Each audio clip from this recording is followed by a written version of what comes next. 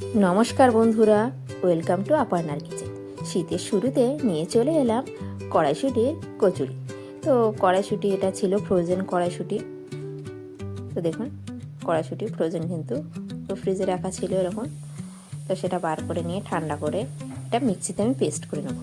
দিয়ে দিলাম কাঁচা লঙ্কা, কড়াইশুঁটি আর আদা কুচি দিয়ে পেস্ট করে নেবো। এদিকে কড়াইয়ে দিয়ে দেবো সর্ষের তেল আর দিয়ে দেবো কালো জিরে, দিয়ে কড়াইশুঁটির পেস্টটা দিয়ে দেবো একটু নুন দিয়ে নাড়াচাড়া করে দিয়ে দেবো সামান্য একটু চিনি দিয়ে নামিয়ে নিচ্ছি। তো রেডি হয়ে গেছে কড়াইশুঁটির পুর। তো কচুরি বানানোর জন্য এদিকে আমি ময়দা মেখে নেবো। তো দেখুন পুরটা কিন্তু আমি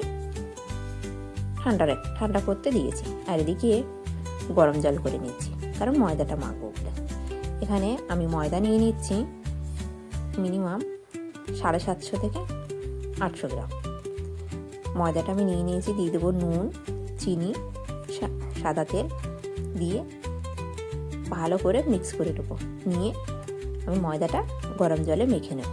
আমি কিন্তু গরম জলটা খুব গরম করিনি, ঈষৎ উষ্ণ গরম জল করে আমি কিন্তু ময়দাটা মেখে নিচ্ছি।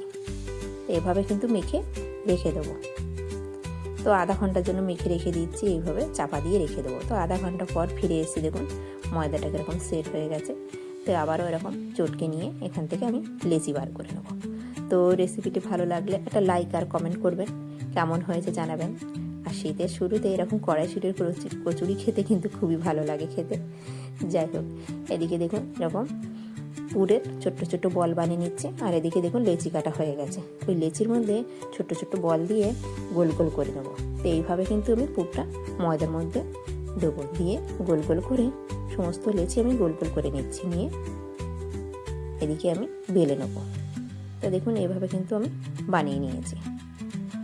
আর কারা কারা শীতের শুরুতে কড়াইশুঁটির কচুরি খেয়েছেন কমেন্ট করে কিন্তু জানাতে ভুলবেন না।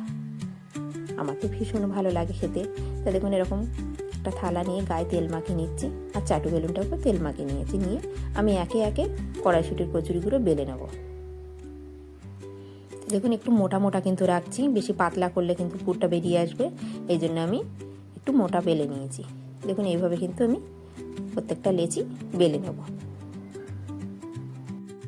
তো এভাবে কিন্তু দেখুন বেলে নিয়েছি। আর এবার ভাজার পালা। তার জন্য কড়াই দিয়ে দেবো সাদা তেলটা দিয়ে আমি এদিকে গরম বসিয়ে দিয়েছি। দিয়ে আমি এবার কচুরিগুলো ভেজে নেব। তো একে একে আমি ফুলকো ফুলকো কড়াইশুঁটির কচুরি ভেজে নিচ্ছি। আর তার সাথে নিয়েছি গরম গরম আলুর দম। তো আলুর দমের রেসিপি আমার চ্যানেলে অলরেডি আছে, আপনারা চাইলে দেখে নিতে পারেন। আর কচুরিগুলো কিন্তু দারুণ হয়েছে। তো দেখুন এক থালি কচুরি নিয়ে বসে পড়েছি। তো কেমন হয়েছে কিন্তু জানাতে ভুলবেন না। তো আজকের মতন এইটুকুনি, টাটা। দেখা হবে আবার নেক্সট ভিডিও।